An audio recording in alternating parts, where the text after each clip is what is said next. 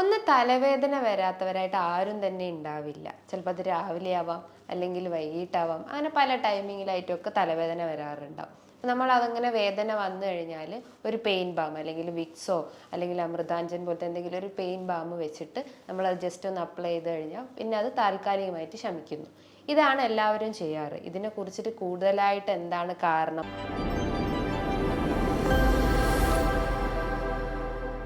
ഞാൻ doctor Juhi Das, QNB health കെയറിലെ homeopathic ഫിസിഷ്യനാണ്. ഒന്ന് തലവേദന വരാത്തവരായിട്ട് ആരും തന്നെ ഉണ്ടാവില്ല. ചിലപ്പോൾ അത് രാവിലെ ആവാം, അല്ലെങ്കിൽ വൈകിട്ടാവാം, അങ്ങനെ പല ടൈമിങ്ങിലായിട്ടൊക്കെ തലവേദന വരാറുണ്ടാവും. നമ്മൾ അതങ്ങനെ വേദന വന്നു കഴിഞ്ഞാൽ ഒരു പെയിൻ ബാം അല്ലെങ്കിൽ വിക്സോ അല്ലെങ്കിൽ അമൃതാഞ്ജൻ പോലത്തെ എന്തെങ്കിലും ഒരു പെയിൻ ബാം വെച്ചിട്ട് നമ്മൾ അത് ജസ്റ്റ് ഒന്ന് അപ്ലൈ ചെയ്ത് കഴിഞ്ഞാൽ പിന്നെ അത് താൽക്കാലികമായിട്ട് ശമിക്കുന്നു. ഇതാണ് എല്ലാവരും ചെയ്യാറ്. ഇതിനെ കുറിച്ചിട്ട് കൂടുതലായിട്ട് എന്താണ് കാരണം, അല്ലെങ്കിൽ ഇത് എന്തുകൊണ്ട് ഇങ്ങനെ വരുന്നുണ്ട്, ഇതെന്തിനാ ഇങ്ങനെ പ്രൊലോങ്ഡ് ആയിട്ട് നിൽക്കുന്നത് എന്നൊന്നും അന്വേഷിക്കാറുണ്ടായിരുന്നില്ല. പക്ഷേ ആ ഒരു തലവേദന അധികമാവുമ്പോൾ അല്ലെങ്കിൽ അതൊക്കെ കുറച്ചുകൂടി സിവിയർ ആകുമ്പോൾ, അതായത് ആ വേദന ചിലപ്പോൾ നമുക്ക് കണ്ണിലേക്ക് ഇറങ്ങാം, ചെവിൻ്റെ അകത്തേക്ക് ഇറങ്ങാം, അത് റെസ്പിറേറ്ററി ഇൻഫെക്ഷൻസ് ഒക്കെ ഉണ്ടാക്കാം, അങ്ങനെ പല കോംപ്ലിക്കേഷൻസ് ഒക്കെ വരുമ്പോഴാണ് നമ്മൾ ഇതിനെക്കുറിച്ച് കൂടുതലായിട്ട് ചിന്തിക്കുന്നുണ്ടാവും, അല്ലെങ്കിൽ ഇതിൻ്റെ ഒരു ഗൗരവം മനസ്സിലാക്കുന്നത്. ഈ തലവേദന വരാൻ ഒരുപാട് കാരണങ്ങൾ ഉണ്ടാവാം. മെയിനായിട്ട് റെസ്പിറേറ്ററി ഇൻഫെക്ഷൻസ്, അതായത് അപ്പർ റെസ്പിറേറ്ററി ഇൻഫെക്ഷൻസ് ആണ് ഇതിൻ്റെ ഒരു മെയിൻ കാരണം എന്ന് പറയുന്നത്. ഈ അപ്പർ റെസ്പിറേറ്ററി ഇൻഫെക്ഷൻസിൽ വരുന്ന ഒന്നാണ് ഈ സൈനസൈറ്റിസ്. അപ്പോൾ എന്താണ് ഈ സൈനസൈറ്റിസ്? എന്തുകൊണ്ടാണ് ഈ സൈനസൈറ്റിസ് വരുന്നത്? ഇത് വന്നു കഴിഞ്ഞാൽ നമ്മുടെ ശരീരത്തിൽ പല രീതിയിലുള്ള ലക്ഷണങ്ങൾ കാണിക്കാം. ഇത് നമുക്ക് എങ്ങനെ ഡയഗ്നോസ് ചെയ്യാം, അല്ലെങ്കിൽ എങ്ങനെ ഇൻവെസ്റ്റിഗേറ്റ് ചെയ്യാം? ഇത്തരം ക്വസ്റ്റ്യൻസ് എല്ലാവർക്കും ഉണ്ടാവും. അപ്പോൾ ഇത്തരം ഇതിനുള്ളൊരു ആൻസറാണ് ഇന്നത്തെ വീഡിയോയിലൂടെ ഞാൻ പറയുന്നത്. സൈനസൈറ്റിസ് എന്ന് പറയുമ്പം ഇൻഫ്ലമേഷൻ ഓഫ് സൈനസ് റീജിയൻ, അതായത് ഐറ്റിസ് എന്ന് പറയുമ്പോൾ ഒരു നീർക്കെട്ടാണ്. അതായത് നമ്മളെ സൈനസ് റീജിയനിൽ ഉണ്ടാകുന്ന ഒരു നീർക്കെട്ടിനെയാണ് സൈനസൈറ്റിസ് എന്ന് പറയുന്നത്. അപ്പം അതിന് മുന്നേ ആയിട്ട് നമുക്ക് സൈനസിനെ കുറിച്ചിട്ട് ഡിസ്ക്രൈബ് ചെയ്യാം. സൈനസ് എന്ന് പറയുമ്പം നമ്മളെ തലയോട്ടീൻ്റെ അകത്ത് കാണുന്ന ഒരു എയർ കാവിറ്റീസ് ആണ്, അല്ലെങ്കിൽ ഒരു വായു നിറഞ്ഞ അറകളെയാണ് ഈ സൈനസ് എന്ന് പറയുന്നത്.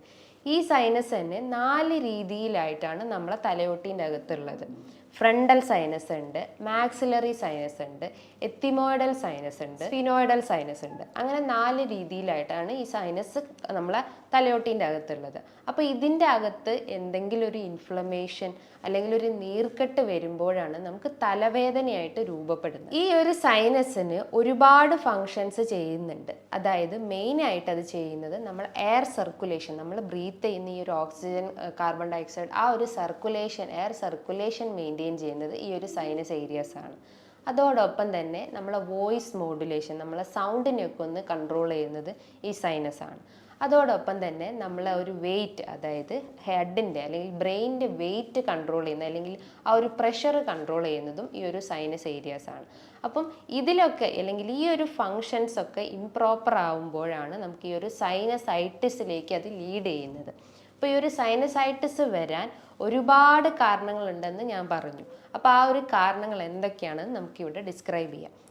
ഫസ്റ്റായിട്ട് നമുക്ക് പറയാം, എന്തെങ്കിലും ഒരു ഇൻഫെക്ഷൻസ് പറയാം. ഇൻഫെക്ഷൻ്റെ അകത്ത് ഫംഗൽ ഇൻഫെക്ഷൻ ആവാം, ബാക്ടീരിയൽ ഇൻഫെക്ഷൻസ് ആവാം, വൈറൽ ഇൻഫെക്ഷൻസ് ആവാം. അതായത് എന്തെങ്കിലും ഒരു മൈക്രോ ഓർഗാനിസം അല്ലെങ്കിൽ എന്തെങ്കിലും ഒരു ജീവാണു നമ്മളെ ശരീരത്തിൽ കയറിക്കഴിഞ്ഞാൽ നമ്മളെ ബോഡി അതിനെതിരായിട്ട് പ്രതികരിക്കും. അപ്പം ഈ ഒരു ഇൻഫ്ലമേറ്ററി ചേഞ്ചസ് ഒക്കെ ബോഡിയിൽ കാണിച്ചെന്ന് വരാം. ബാക്ടീരിയൽ ഇൻഫെക്ഷൻസ് വരുമ്പോൾ ബാക്ടീരിയൽ ഇൻഫെക്ഷൻസ് എന്ന് പറയുമ്പോൾ അതും എന്തെങ്കിലും ഒരു മൈക്രോ ഓർഗാനിസം ആവാം. അതായത് സ്ട്രെപ്റ്റോകോക്കൽ പോലത്തെ അല്ലെങ്കിൽ ന്യൂമോണിയ ഒക്കെ ഉണ്ടാക്കുന്ന അങ്ങനത്തെ മൈക്രോ ഓർഗാനിസം ഒക്കെയാണ് ഈ ഒരു സൈനസൈറ്റിസിൻ്റെ ഒരു കാരണം. പിന്നെ പറയുന്നത് വൈറൽ ഇൻഫെക്ഷൻ. വൈറൽ ഇൻഫെക്ഷൻ എന്ന് പറയുമ്പോൾ എന്തെങ്കിലും ഒരു വൈറസ് ആയിരിക്കാം. അതായത് കൊറോണ വൈറസ്, അല്ലെങ്കിൽ ഇൻഫ്ലുവൻസ വൈറസ്, റൈനോ വൈറസ്, അല്ലെങ്കിൽ അഡിനോ വൈറസ് പോലത്തെ വൈറസ് റിലേറ്റ് ചെയ്തിട്ടുള്ള മൈക്രോ ഓർഗാനിസം ആണെങ്കിൽ അതും ഇൻഫ്ലമേറ്ററി ചേഞ്ചസ് നമ്മുടെ ബോഡിയിൽ ഉണ്ടാക്കും, അല്ലെങ്കിൽ സൈനസൈറ്റിലേക്ക് ലീഡ് ചെയ്യും. മറ്റൊന്നാണ് ഫംഗൽ ഇൻഫെക്ഷൻ. ഇതേപോലെ തന്നെ എന്തെങ്കിലും ഒരു ഫംഗൽ റിലേറ്റ് ചെയ്തിട്ടുള്ള മൈക്രോ ഓർഗാനിസം നമ്മളെ ബോഡിയിൽ എൻ്റർ ചെയ്ത് കഴിഞ്ഞാൽ അതിനെതിരെ നമ്മളെ ബോഡി പ്രതികരിക്കും. അങ്ങനെ പ്രതികരിക്കുമ്പോഴാണ് നമുക്ക് ഇത്തരം ഇൻഫ്ലമേറ്ററി ചേഞ്ചസ് ബോഡിയിൽ ഉണ്ടാവുന്നത്. ഇതോടൊപ്പം തന്നെ എന്തെങ്കിലും മെഡിസിൻസ് നമ്മൾ ഓവറായിട്ട് എടുക്കുമ്പോൾ, എന്തെങ്കിലും ആൻറ്റി ഡിപ്രഷൻ ടാബ്ലറ്റ്സോ അല്ലെങ്കിൽ ഹൈപ്പർ ടെൻഷൻസ് ഉള്ള മെഡിസിൻസൊക്കെ ഡെയിലി നമ്മൾ രാവിലെയും വൈകിട്ടും ഒക്കെ എടുക്കുന്ന ആളുകളായിരിക്കാം. അപ്പോൾ അത്തരം ടാബ്ലറ്റ്സ് ഒക്കെ എടുക്കുമ്പോൾ അതിൻ്റെ ഒരു സൈഡ് എഫക്റ്റ് ആയിട്ടും ഇത്തരം റെസ്പിറേറ്ററി ഇൻഫെക്ഷൻസ് ആയിട്ടുള്ള സൈനസൈറ്റിസ് വരാനുള്ളൊരു ചാൻസസ് ഉണ്ട്. മറ്റൊരു കാരണം എന്ന് പറഞ്ഞു കഴിഞ്ഞാൽ നമ്മൾ കൂടുതലായിട്ട് യാത്ര ചെയ്യുമ്പോൾ, ബിക്കോസ് ആ ഒരു യാത്ര ചെയ്യുമ്പോൾ നമ്മൾ എത്രം ക്യാവിറ്റീസിലേക്ക് അല്ലെങ്കിൽ ചെവി, മൂക്ക്, കണ്ണിലേക്കൊക്കെ ഇത്രയും എയർ കൂടുതലായിട്ട് നമ്മുടെ ബോഡിയിലേക്ക് കയറുമ്പോൾ അത്തരം ഇൻഫെക്ഷൻസ് വരാം. ചിലർക്ക് ട്രാവൽ ചെയ്യുമ്പോഴേക്കും ഇത്തരം ഇൻഫെക്ഷൻസ് ഒക്കെ അധികമാവുന്നത് അല്ലെങ്കിൽ ഇത്തരം സിംറ്റംസ് ഒക്കെ അധികമാവുന്നത്. അതേപോലെ തന്നെയാണ് കുട്ടികളിൽ ഇത്തരം സൈനസൈറ്റിസ് വളരെ കോമൺ ആണ്. കാരണം എന്ന് പറഞ്ഞു കഴിഞ്ഞാൽ കുട്ടികളിൽ ഒരു കോസ് എന്ന് പറഞ്ഞു കഴിഞ്ഞാൽ നേസൽ പോളിപ്പ്, അതായത് മൂക്കിൽ എന്തെങ്കിലും എക്സ്ട്രാ ഗ്രോത്ത് ഉണ്ടാവുന്നത്. നേസൽ പോളിപ്പ് എന്ന് പറയുമ്പം ഒരു ദശ വളരുന്നതിനെയാണ് നേസൽ പോളിപ്പ് എന്ന് പറയുന്നത്. സോ എക്സ്ട്രാ ഒരു ഗ്രോത്ത് ഉണ്ടായി കഴിഞ്ഞ് കഴിഞ്ഞാൽ അവർക്ക് ഈ ഒരു സൈനസിൻ്റെ പ്രശ്നങ്ങൾ ഉണ്ടാവും. ഈ സൈനസിൻ്റെ പ്രശ്നം കൂടാതെ തന്നെ അവർക്ക് മൂക്കടയാം, ഇടയ്ക്കിടയ്ക്ക് ജലദോഷം വരാം, തുമ്മലുണ്ടാവുന്നു, കണ്ണും മൂക്കൊക്കെ ചൊറിയുന്നു, അതേപോലെ തന്നെ രാത്രി കാലങ്ങളിൽ അവർക്ക് മൂക്ക് അടയുന്നു, ശ്വാസം എടുക്കാൻ ബുദ്ധിമുട്ടുണ്ടാവുന്നു, ഉറക്കം ഡിസ്റ്റർബൻസ് ഉണ്ടാവുന്നു. ഇത്തരം ലക്ഷണങ്ങളാണ് നേസൽ പോളിപ്പുള്ള കുട്ടികളിൽ കാണപ്പെടുന്നത്. ഇതേപോലെ തന്നെയാണ് കുട്ടികളിൽ അഡിനോയിഡ് ഗ്രന്ഥിയിൽ ഉണ്ടാവുന്ന ഒരു നീർക്കെട്ട് അല്ലെ അഡിനോയിഡ് ഗ്രന്ഥി അമിതമായിട്ട് വളർന്നു കഴിഞ്ഞാലും ആ ഒരു എയർ പാസേജ് അല്ലെങ്കിൽ മൂക്കിൻ്റെ ഈ ഒരു എയർ പാസേജിൽ ബ്ലോക്കേജ് ഉണ്ടാവുന്നു. അത് സൈനസിലേക്ക് ഇൻഫ്ലമേഷൻ ചേഞ്ചസ് ഉണ്ടാക്കാനുള്ള ഒരു ചാൻസസ് ഉണ്ട്. അതേപോലെ തന്നെയാണ് നമുക്ക് ഇടയ്ക്കിടയ്ക്ക് അലർജി പ്രശ്നങ്ങൾ, അതായത് തുമ്മലോ ജലദോഷമോ അല്ലെങ്കിൽ കഫക്കെട്ടോ അല്ലെങ്കിൽ തലവേദനയായിട്ടോ അങ്ങനെ ഇടയ്ക്കിടയ്ക്ക് നമുക്ക് ഇത്തരം ഇൻഫ്ലുവൻസ റിലേറ്റ് ചെയ്തിട്ടുള്ള ഇഷ്യൂസ് അല്ലെങ്കിൽ കഫ് കോൾഡ് റിലേറ്റ് ചെയ്തിട്ടുള്ള റെസ്പിറേറ്ററി ഇൻഫെക്ഷൻസ് ഒക്കെ വരുവാണെങ്കിലും സൈനസൈറ്റിസ് വരാനുള്ള ഒരു ചാൻസസ് ഉണ്ട്. അതേപോലെ തന്നെയാണ് നമുക്ക് ഗട്ട് റിലേറ്റ് ചെയ്തിട്ടുള്ള ഇഷ്യൂസ്, അതായത് ഗ്യാസ്ട്രോ ഈസോഫേഗൽ റിഫ്ലക്സ് ഡിസീസ് എന്ന് പറയും, GERD എന്ന് പറയും. ഇതെന്ന് പറഞ്ഞു കഴിഞ്ഞാൽ നമുക്ക് ഇടയ്ക്കിടയ്ക്ക് നെഞ്ചരിച്ചിൽ വരുന്നു, വയറിനൊരു ബ്ലോട്ടിംഗ് ഫീലിംഗ് ഉണ്ടാവുന്നു, ഒരു വേദന അനുഭവപ്പെടുന്നു, ഫുഡ് കഴിച്ചു കഴിഞ്ഞാൽ ഇങ്ങനെ ഏമ്പക്കം പോലെ വരുന്നു. ഇത്തരം ലക്ഷണങ്ങൾ അല്ലെങ്കിൽ ഇത്തരം കാരണങ്ങളും ഈ ഒരു സൈനസൈറ്റിസ് വരാനുള്ള ഒരു ചാൻസസ് ഉണ്ട്. അപ്പോൾ ഈ കോസസ് ഒക്കെ അല്ലെങ്കിൽ ഇത്തരം കാരണങ്ങളാണ് നമ്മളെ ബോഡിയിൽ സൈനസിൽ ഉണ്ടാകുന്ന ഒരു ഇൻഫ്ലമേറ്ററി ചേഞ്ചസ് ഉണ്ടാക്കുന്നത്. സോ നമ്മൾ റൂട്ട് കോസ് എന്താണോ നോക്കിയിട്ട് അത് ആദ്യം ക്ലിയർ ചെയ്യണം. ഇപ്പോൾ എന്തെങ്കിലും ഇൻഫെക്ഷൻസ് ആണെങ്കിൽ അത് ആദ്യം ക്ലിയർ ചെയ്യാൻ നോക്കുക. നമ്മൾ ട്രാവൽ ചെയ്തിട്ട് വർദ്ധിക്കുന്നതാണെങ്കിൽ ട്രാവലിംഗ് കഴിവതും കുറയ്ക്കാൻ നോക്കുക. നേസൽ പോളിപ്പ് ആണെങ്കിൽ അതിന് പ്രോപ്പറായിട്ടുള്ള ഒരു ട്രീറ്റ്മെൻറ്റ് എടുക്കുക.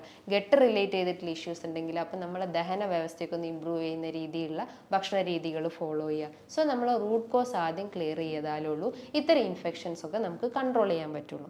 അപ്പോൾ ഈ ഒരു സൈനസൈറ്റിസ് വന്നു കഴിഞ്ഞാൽ ഇത് usually common in both children and adult. അപ്പം കുട്ടികളിലായാലും മുതിർന്നവരായാലും ഒരേപോലെ ഇതിന് സിംറ്റംസ് കാണിക്കുന്നുണ്ട്. അപ്പോൾ എന്തൊക്കെയാണ് ഇതിൻ്റെ സിംറ്റംസ് എന്ന് നോക്കാം. മെയിനായിട്ട് ഇതിൽ പറയുന്നതാണ് തലവേദന, അതിശക്തമായിട്ടുള്ള തലവേദന വരാം.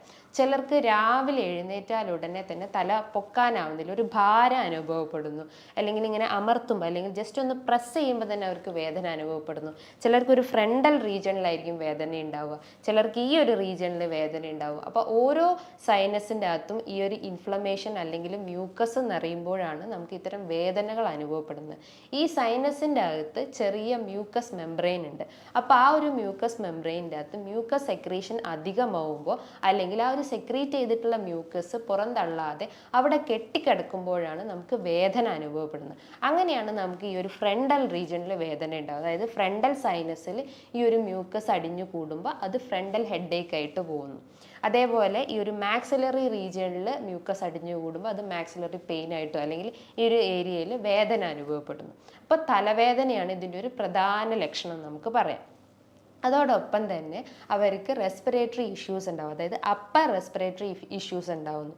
മൂക്ക് നോക്കുകയാണെങ്കിൽ അവർക്ക് മൂക്കടഞ്ഞൊരവസ്ഥ വരുന്നു, ശ്വാസം എടുക്കാൻ ബുദ്ധിമുട്ടുണ്ടാവുന്നു, അതേപോലെ തന്നെ ഇടയ്ക്കിടയ്ക്ക് ക്ഷീണം അനുഭവപ്പെടുന്നു, കിടക്കാൻ തന്നെ തോന്നുന്നു, അതേപോലെ തന്നെ മൂക്ക് ചൊറിയുന്നു, അതായത് കണ്ണും മൂക്കൊക്കെ ഇടയ്ക്കിടയ്ക്ക് ചൊറിച്ചിലുണ്ടാവുന്നു, മൂക്കൊലിപ്പായിട്ട് വരുന്നു. ചിലർക്ക് തൊണ്ടവേദന അനുഭവപ്പെടാം, അതായത് ആ ഒരു ചിലർക്ക് മ്യൂക്കസ് താഴത്തോട്ട് ഇറങ്ങിക്കഴിഞ്ഞിട്ട് തൊണ്ടവേദന അനുഭവപ്പെടാം. ചിലർക്ക് അത് ഗാർഗിൾ ചെയ്ത് അല്ലെങ്കിൽ കവുക്കൊണ്ട് കഴിഞ്ഞാൽ ചിലപ്പോൾ ആ ഒരു വേദന കുറയുന്നത് കാണാം.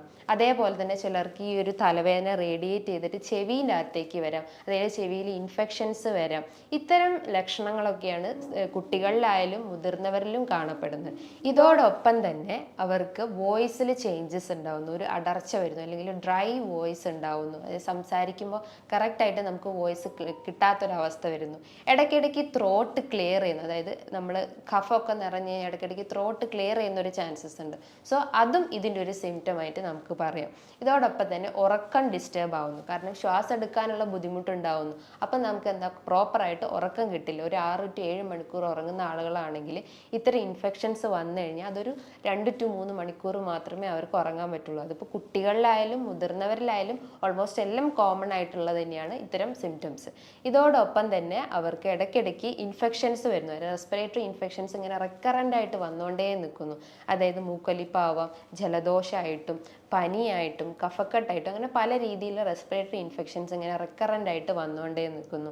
ഇതോടൊപ്പം തന്നെ അവർ പ്രതിരോധശേഷി നല്ല രീതിയിൽ കുറഞ്ഞു പോകുന്നു. പ്രതിരോധശേഷി കുറഞ്ഞു കഴിഞ്ഞാൽ തന്നെ അവരുടെ ബോഡിയിൽ ഇത്തരം ഫോറിൻ ബോഡീസ് എൻ്റർ ചെയ്യും. അതായത് ഈ ഫംഗസോ അല്ലെങ്കിൽ ബാക്ടീരിയസ്, വൈറസ് പോലത്തെ ഇത്തരം പാത്തോജൻസ് ഒക്കെ നമ്മുടെ ബോഡിയിൽ എൻ്റർ ചെയ്ത് കഴിഞ്ഞാൽ ഇത്തരം റെസ്പിറേറ്ററി ഇൻഫെക്ഷൻസ് ഒക്കെ ഉണ്ടാക്കുന്നു.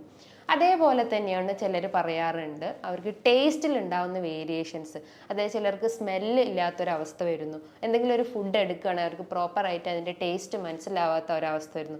എക്സാമ്പിൾ നമുക്ക് പറയാം, കൊറോണ ടൈമിൽ ആ ഒരു സിംറ്റംസ് ഒക്കെ വന്നു കഴിഞ്ഞാൽ കൊറോണ ഇൻഫെക്റ്റഡ് ആയിട്ടുള്ള പേഷ്യൻസ് പറയുന്നതാണ് അവർക്ക് സ്മെല്ല് കിട്ടുന്നില്ല, അല്ലെങ്കിൽ ഫുഡൊക്കെ എടുക്കുമ്പോൾ അതിൻ്റെ ഒരു ടേസ്റ്റ് പ്രശ്നം വരുന്നു.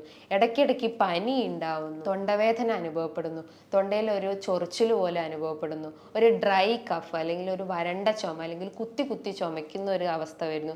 ഇത്തരം ലക്ഷണങ്ങളാണ്, അല്ലെങ്കിൽ ഇത്തരം ലക്ഷണങ്ങൾ ഉണ്ടെങ്കിൽ നമുക്ക് ഉറപ്പിക്കാം സൈനസിൽ ഇൻഫ്ലമേറ്ററി ചേഞ്ചസ് വന്നിട്ടുണ്ട്, അല്ലെങ്കിൽ സൈനസൈറ്റിസ് ആണെന്ന് നമുക്ക് പറയാം. സോ ഇത്തരം സിംറ്റംസ് നമ്മൾ കണ്ടു കഴിഞ്ഞാൽ അതിനൊരിക്കലും നമ്മളൊരു നിസ്സാരമായി കാണരുത്. ഒരു താൽക്കാലികമായിട്ട് നമ്മൾ അതിനെ ശമിപ്പിക്കാൻ പാടില്ല. ബിക്കോസ് അത് കാരണം പല കോംപ്ലിക്കേഷൻസും നമ്മളെ ബോഡിയിൽ ഉണ്ടാക്കാം.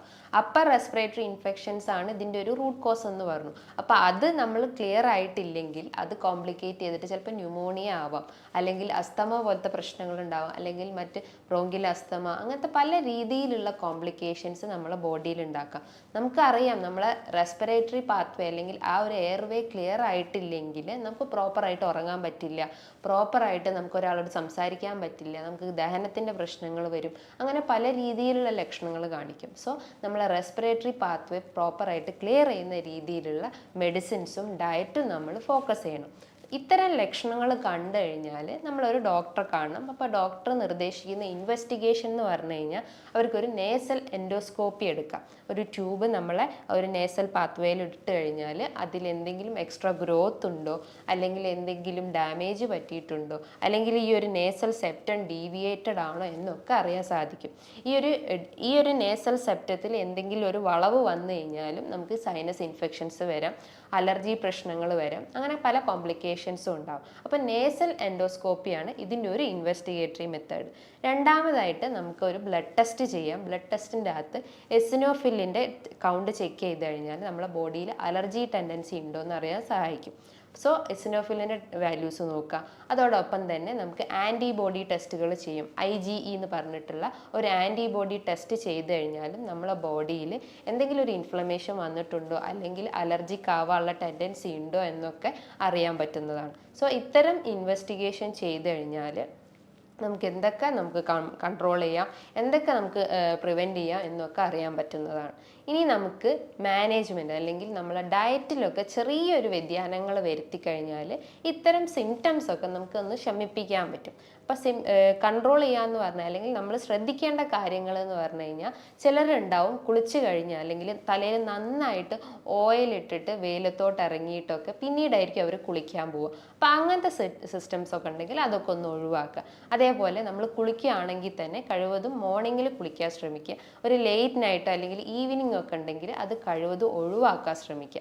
ഇപ്പോൾ ഒരു ചൂട് സീസൺ ആയതുകൊണ്ട് തന്നെ നമ്മൾ പെട്ടെന്ന് ഫ്രിഡ്ജിൽ പോയിട്ട് തണുത്ത വെള്ളമൊക്കെ എടുത്ത് കുടിക്കും. അതായത് നമ്മുടെ ശരീരം നന്നായി വേർത്ത് കഴിഞ്ഞാൽ പെട്ടെന്ന് തന്നെ നമ്മൾ ഈ ഒരു തണുത്ത വെള്ളമൊക്കെ എടുത്ത് കുടിച്ചു കഴിഞ്ഞാൽ നമുക്ക് ത്രോട്ട് ഇൻഫെക്ഷൻസ് വരാം, റെസ്പിറേറ്ററി ഇൻഫെക്ഷൻസ് ഒക്കെ വരാനുള്ളൊരു ചാൻസസ് ഉണ്ട്. അപ്പം നമ്മൾ അതൊക്കെ ഒന്ന് കൺട്രോൾ ചെയ്യാം. നമുക്കറിയാം prevention is better than cure. നമ്മൾ രോഗം വരുന്നതിന് മുന്നേ തന്നെ അതിനെ തടയാനാണ് ശ്രമിക്കേണ്ടത്. അപ്പം നമ്മൾ ഈ ഒരു ചെറിയ മാറ്റങ്ങളൊക്കെ വരുത്തി കഴിഞ്ഞ് കഴിഞ്ഞാൽ നമുക്ക് ഇത്തരം സിംറ്റംസ് ഒക്കെ ഒന്ന് കൺട്രോൾ ചെയ്യാൻ പറ്റും. അതേപോലെ തന്നെയാണ് ചിലർ പുറത്തുനിന്ന് വന്നു കഴിഞ്ഞാൽ അല്ലെങ്കിൽ നമ്മുടെ ശരീരം അധികമായിട്ട് വേർത്ത് കഴിഞ്ഞാൽ അപ്പം തന്നെ പോയി കുളിക്കാറുണ്ട്. ആ ഒരു സിസ്റ്റം നമ്മൾ ഒഴിവാക്കുക. നമ്മളെ ബോഡി ഒന്ന് കൂളാക്കി അല്ലെങ്കിൽ നമ്മളൊന്ന് കാമായി ഇരുന്നതിന് ശേഷം നമ്മളൊന്ന് ബാത്തിങ് ചെയ്യുന്നത് ഏറ്റവും നല്ലതാണ്. ഇനി നല്ല രീതിയിൽ ഓയിൽ ചെയ്തിട്ടൊക്കെ കുളിക്കുകയാണെങ്കിൽ അതൊക്കെ ഒന്ന് ഒഴിവാക്കിയിട്ട് ഒന്നിടവിട്ട ദിവസങ്ങളിൽ കുളിക്കാൻ ശ്രമിക്കുക. ഇത്തരം സൈനസ് ഇൻഫെക്ഷൻ ഉള്ള ആളുകളാണ് ഇത് മെയിനായിട്ട് ഫോക്കസ് ചെയ്യേണ്ടത്. മറ്റ് റെസ്പിറേറ്ററി ഇൻഫെക്ഷൻസ് ഉണ്ടെങ്കിൽ അതൊക്കെ ഒന്ന് ഒഴിവാക്കാൻ ശ്രമിക്കുക. അതേപോലെ തന്നെയാണ് നമുക്ക് ഇത്തരം അമിതമായിട്ടുള്ള തലവേദനയൊക്കെ അനുഭവപ്പെടുക അല്ലെങ്കിൽ തലയ്ക്കൊരു ഭാരം അനുഭവപ്പെടുകയാണെങ്കിൽ നമുക്ക് വീട്ടിൽ തന്നെ ജസ്റ്റ് ഒന്ന് ആവി പിടിച്ചാൽ നല്ലതാണ്. ഡെയിലി 1-2 വട്ടം രാവിലെയോ വൈകിട്ടോ ഒക്കെ ആയിട്ട് ആവി പിടിക്കുന്നത് അത്രയും നല്ലതാണ്. ബിക്കോസ് അത് ചെയ്തു കഴിഞ്ഞാൽ നമ്മൾ ഈ ഒരു എയർ പാസേജ് അല്ലെങ്കിൽ ഈ ഒരു സൈനസ് റീജിയനിലുള്ള ഒരു മ്യൂക്കസ് ഒക്കെ ഒന്ന് ഇളകിയിട്ട് ചിലപ്പോൾ നമുക്കത് കഫായിട്ട് പുറത്ത് തുപ്പിക്കളയാനുള്ളൊരു ചാൻസസ് ഉണ്ട്. സോ നമ്മൾ ആവി പിടിക്കുന്നത് ഏറ്റവും നല്ലതാണ്. അതിൻ്റെ അകത്ത് കഴിവതും ഒന്നും ആഡ് ചെയ്യരുത്. നല്ല ചൂടുവെള്ളം വെച്ചിട്ട് തന്നെ ആവി പിടിക്കാൻ ശ്രമിക്കുക. അതേപോലെ തന്നെ നമ്മളെ ഡയറ്റിൽ മെയിനായിട്ട് ഫോക്കസ് ചെയ്യേണ്ടത് ആൻറ്റി ഇൻഫ്ലമേറ്ററി ചേഞ്ചസ് വരുത്തുന്ന ഭക്ഷണ രീതികൾ കൊണ്ടുവരിക. ആൻറ്റി ഇൻഫ്ലമേറ്ററി എന്ന് പറയുമ്പം നീർക്കെട്ട് കുറയ്ക്കാൻ സഹായിക്കുന്നത്. നമുക്ക് കാലുകളിൽ നീർക്കെട്ടുണ്ടാവാം, തലയിൽ നീർക്കെട്ടുണ്ടാവാം, അങ്ങനെ പല രീതിയിലുള്ള നീർക്കെട്ടുകൾ ഉണ്ടെങ്കിൽ അത് കുറയ്ക്കാൻ സഹായിക്കുന്ന ഫുഡ് ഐറ്റംസ് നമ്മൾ ഭക്ഷണത്തിൽ ഉൾപ്പെടുത്തുക. അതായത് മഞ്ഞൾ നമുക്കെടുക്കാം. മഞ്ഞളിൻ്റെ അകത്ത് കുർക്കുമിൻ എന്ന് പറഞ്ഞ കണ്ടന്റ് ഉണ്ട്. ഇത് നമ്മുടെ ശരീരത്തിൽ എന്തെങ്കിലും അടിഞ്ഞുകൂടി കിടക്കുന്ന ഈ ഒരു സ്വെല്ലിങ്ങിനെയും അല്ലെങ്കിൽ നീർക്കെട്ടിനെയും ഒക്കെ റെഡ്യൂസ് ചെയ്യാൻ സഹായിക്കുന്നത്. അതായത് നമ്മൾ എയർ പാസേജ് ഒക്കെ ഒന്ന് ക്ലിയർ ആക്കാൻ സഹായിക്കുന്ന. അതേപോലെ തന്നെ ഒരു ആൻറ്റി ഇൻഫ്ലമേറ്ററി പ്രോപ്പർട്ടി ഉള്ളതാണ് ജിഞ്ചർ. അതായത് അത് നമ്മളെ ഭക്ഷണത്തിൽ ഉൾപ്പെടുത്തുന്നത് ഏറ്റവും നല്ലതാണ്. അത് നമ്മളെ ദഹന വ്യവസ്ഥയൊക്കെ ഒന്ന് ഇമ്പ്രൂവ് ചെയ്യും, നല്ല ബാക്ടീരിയാസിനെ ഒന്ന് ഉൽപ്പാദിപ്പിക്കാൻ സഹായിക്കുന്നതാണ്. അതേപോലെ തന്നെയാണ് ഗാർലിക് വെച്ച് നമുക്ക് നമ്മുടെ ഡയറ്റിലൊക്കെ നമ്മൾ തോരനായിട്ടും ഉപ്പേരീൻ്റെ അകത്തും ഒക്കെ നമ്മൾ ഗാർലിക് മിക്സ് ചെയ്യുന്നത് അത്രയും നല്ലതാണ്. അതേപോലെ തന്നെയാണ് വൈറ്റമിൻ സി റിച്ച് ആയിട്ടുള്ള ഫ്രൂട്ട്സും വെജിറ്റബിൾസും. ഫ്രൂട്ട്സ് നോക്കുകയാണെങ്കിൽ ഓറഞ്ച്, പപ്പായ, നെല്ലിക്ക, നമ്മുടെ നാട്ടിൽ കിട്ടുന്ന ജാമ്പക്ക, ലൗലോലിക്ക, ഇതിൻ്റെ അകത്തൊക്കെ ഒരുപാട് വൈറ്റമിൻ സി അടങ്ങിയിട്ടുണ്ട്. ഇത് കഴിച്ചു കഴിഞ്ഞാൽ നമ്മളെ ഈ ഒരു ഇൻഫ്ലമേഷൻ കുറയ്ക്കുകയും ചെയ്യും. അതോടൊപ്പം തന്നെ നമ്മളെ പ്രതിരോധ ശേഷി വർദ്ധിപ്പിക്കുന്നു. സ്കിന്നിനൊക്കെ എന്തെങ്കിലും ഡ്രൈനെസ്സോ അല്ലെങ്കിൽ ഒരു ഇച്ചിങ്ങോ ഒക്കെ ഉണ്ടെങ്കിൽ അതൊക്കെ ഒന്ന് ഇമ്പ്രൂവ് ചെയ്യാൻ സഹായിക്കുന്നതാണ് ഈ വൈറ്റമിൻ സി അടങ്ങിയിട്ടുള്ള ഭക്ഷണങ്ങൾ. അതേപോലെ തന്നെ നമ്മൾ എപ്പോഴും തിളപ്പിച്ചാറിയ വെള്ളം മാത്രം കുടിക്കാൻ ശ്രമിക്കുക. അത് ഏത് സീസൺ ആയാലും, ചൂട് സീസൺ ആയാലും തണുത്ത സീസൺ ആയാലും തിളപ്പിച്ചാറിയ വെള്ളം മാത്രം കുടിക്കാൻ ശ്രമിക്കുക. പുറത്തുനിന്നുള്ള ഈ ഒരു കാർബണേറ്റഡ് ഡ്രിങ്ക്സ് ആയിട്ടുള്ള കൊക്കോക്കോളയോ പെപ്സിയോ 7up അങ്ങനത്തെ പല രീതിയിലുള്ള ഫ്രൂട്ട്സ് ഐറ്റംസ് ഒക്കെ ഉണ്ടെങ്കിൽ ഇത്തരം ഡ്രിങ്ക്സ് ഐറ്റംസ് ഒക്കെ ഉണ്ടെങ്കിൽ അതൊക്കെ ഒന്ന് കഴിവതും ഒഴിവാക്കാൻ ശ്രമിക്കുക.